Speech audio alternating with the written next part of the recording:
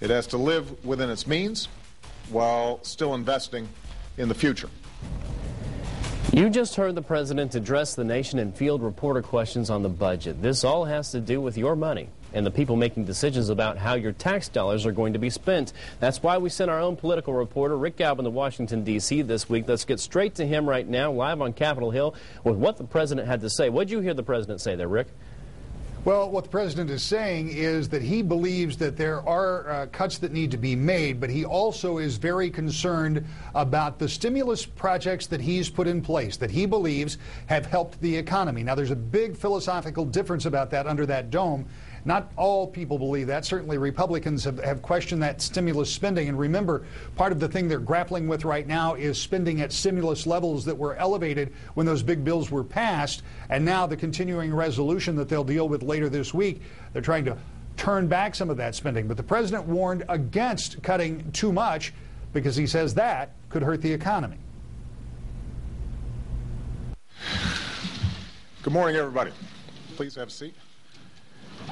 I figured that I'd give Jay one more taste of freedom. Egypt's going to require help in building democratic institutions and also in strengthening the economy.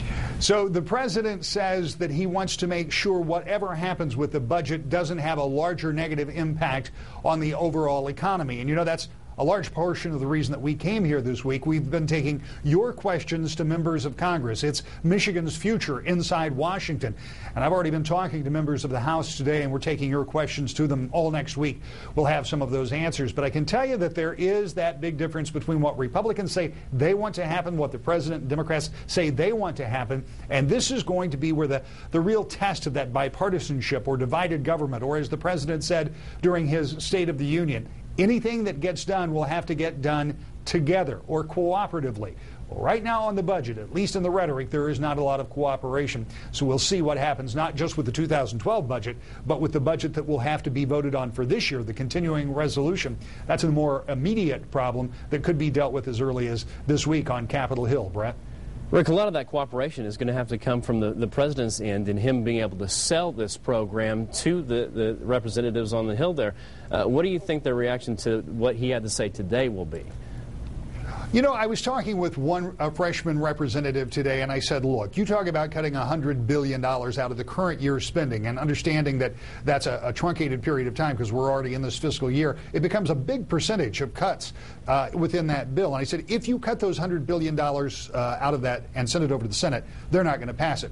And he said to me, look, we can only control what we control, and we told the people who elected us that this is what we are going to do. All of that is to say that when the president comes up and says, let's talk about compromise, it would appear, at least for now, that Republicans in the House and their newfound majority are very intent on trying to fulfill some campaign promises, at least to the degree that they can. If they cut $100 billion out of the budget, as I say, when it goes to the Senate, that's not going to happen. But the same with repealing health care, the same with some of the other votes they've taken. They're trying, at least it would appear to me, to try to follow through with some of those promises they made. Remember, these are Republicans who had the majority. They lost that majority. They've just gotten it back.